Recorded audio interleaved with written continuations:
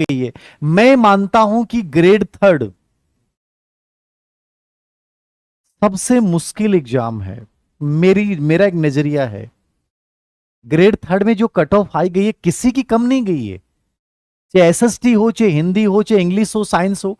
Science का इतना खराब पेपर आने के बावजूद यदि ओबीसी में एक बच्चा 85+ बच्चे का सिलेक्शन नहीं हो रहा है, तो ये मान के चलिए कि एक बहुत अच्छा रिजल्ट नहीं है। ये कट ऑफ सामान्य नहीं है, बहुत ज्यादा हाई गई है, याद रखना। तो हिंदी की कट ऑफ हमेशा हाई जाती रही है। क्यों? क्योंकि हिंदी में नॉर्मली बहुत सारे बच्चों की संख्या है। हिंदी में एक व्याकरण वाला एक ऐसा पार्ट होता है जिसमें कोई बच्चा कैसे भी कर सकता है। तो हिंदी की चाहे ग्रेड फर्स्ट का रिजल्ट हो, ग्रेड सेकंड का रिजल्ट हो, संस्कृत और हिंदी दो ऐसे विषय हैं जिनमें अमूमन मेरिट ज्यादा जाती है। लेकिन ग्रेड थर्ड में हम अपेक्षा कर रहे थे कि 110% प्लस जिस बच्चे के सही होंगे वो कुल मिला के प्रोविजनल लिस्ट में जरूर सेलेक्ट होगा और फाइनल में 115 प्लस वाला सेलेक्ट हो जाएगा। लेकिन यहां तो डबल में ही 235 तक जा रही है। इसका मतलब ये सिचुएशन, ये मोह भंग कर रही है कि हिंदी जैसे विषय में बहुत ज्यादा अच्छा भविष्य नहीं है। मतलब आज का रिजल्ट हिंदी वाले अभ्यर्थियों के लिए निराशा पैदा कर सकता है। तो संस्कृत और हिंदी की मेरिट हाई जाना, एसएसटी की भी मेरिट में मानता हूं कि बहुत हाई गई है, इंग्लिश की मेरिट भी मैं मानता हूं कि हाई गई है, स्पेशली ओबीसी और जनरल की यदि अपन बात करें। एसटी एससी में जरूर अच्छी है, इंग्लिश की, साइंस की, इन सब में एक अच्छा रहा है, बट ओबीसी और जनरल में काफी अच्छी मेरिट गई है। अब क्या समाधान है? सबसे बड़ी बात यह, पहला समाधान ये है कि सर दोषारोपण कर दें। सर आत्महीनता का भाव आ रहा है, सर उत्साह खत्म हो चुका है, कोई मन नहीं पढ़ाई करने का। सर आप कितना भी मोटिवेट कर दो कोई फर्क नहीं पड़ने वाला है। देखो कोई फर्क नहीं पड़ने वाला है, फिर भी मैं तो मोटिवेट करूंगा।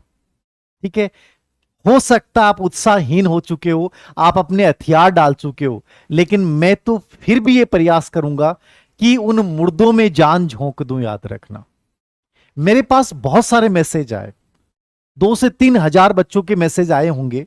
सब मैसेज मैं देख भी नहीं पाया, जिन बच्चों के पर्सनली मेरे पास नंबर थे उन्हीं बच्चों के मैसेज आ पाए। मैंने एक चीज सामान्यीकरण नोट किया कि उनमें से अधिकतर बच्चे वो थे जिन्होंने ये मैसेज में लिखा कि सर पिछली भर्ती में 2 नंबर से 5 नंबर से पिछली भर्ती रद्द हो गई थी, उसमें बहुत उम्मीद थी, फिर मेरा सिलेक्शन नहीं हुआ। मतलब वो बच्चे निराशा के दौर से गुजरे हैं, फिर भी वो खड़े हुए हैं और उन्होंने मेहनत को निरंतरता के साथ जारी रखा है और फिर उनका सिलेक्शन हुआ है। आप भी हो सकता है कि उस भर्ती में नहीं हुआ आपका, या आप में से ऐसे बच्चे भी हो सकते हैं उस भर्ती में सिलेक्शन हो रहा था लेकिन इस बार आपका नहीं हुआ। देखिए मैं इन परिस्थितियों का पर जाके और इनका रोना रोकर मैं कोई सांत्वना नहीं देना चाहता आपको, 1% सांत्वना नहीं देना चाहता मैं आपको।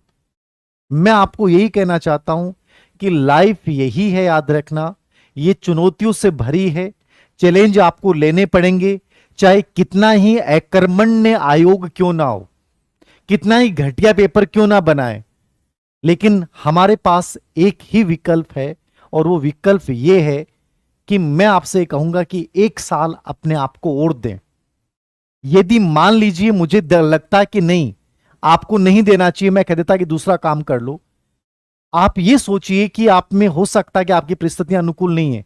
जो बच्चे कहते हैं ना कि सर परिस्थितियां अनुकूल नहीं होती हैं, घर वाले मौका नहीं देते हैं, सब चीजें समान नहीं हो सकती हैं, अब घर वालों ने उम्मीद छोड़ दी है, तो बेहतर तरीका यह है कि आप पार्ट टाइम जॉब करें, कुछ भी करें। याद रखना कोई फर्क नहीं पड़ता, याद रखना आप 5 घंटे 7 घंटे काम करके भी पढ़ सकते हो, यह तय बात है। मैंने एक वीडियो बनाया था, आपको पता हो कि बाकी सब पुचके वाले गोलगप्पे वाले आ गए, रिट वाला नहीं आया। अब एक बच्चे का मेरे पास मैसेज आया कि सर वो मैंने खोल लिया है।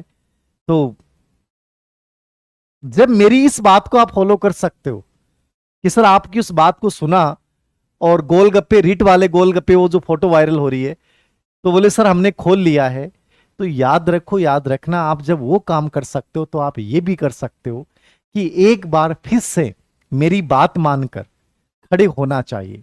मैं ज्यादा बार नहीं कहूंगा आपको, लेकिन मैं कहूंगा कि चुनावी वर्ष है और चूंकि मैं आपको बता देता हूं, आपको मैंने पहले भी बोला है, ये वैकेंसियां जिसमें आप हो सकता है ग्रेड थर्ड में सिलेक्ट नहीं हुए हैं, लेकिन आरएस की 900 पोस्टों में आप सिलेक्ट हो सकते हैं।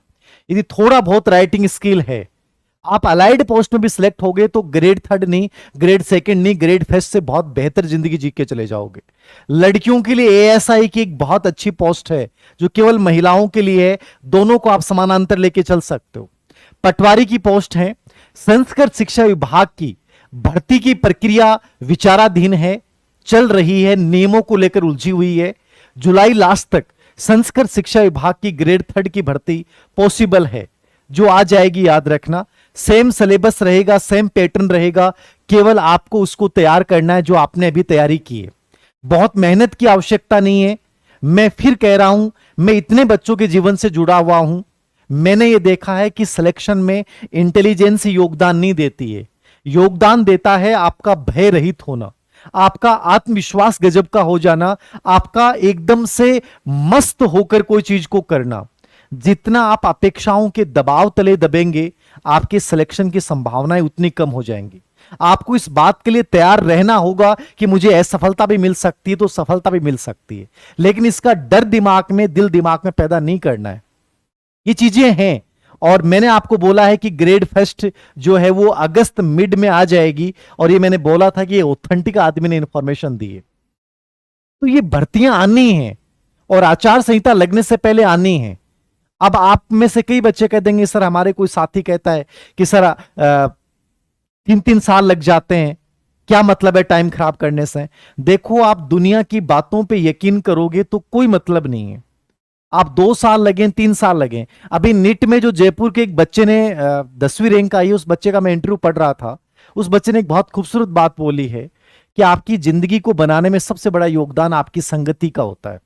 आप किन लोगों के बीच में रहते हैं, किन लोगों की बातें सुनते हैं। वो कहता है, मेरी बहन हमेशा मुझे कहती थी कि तुम करोगे, तुम बेहतर करोगे। याद रखना, याद रखना, ये बहुत बड़ी चीज है।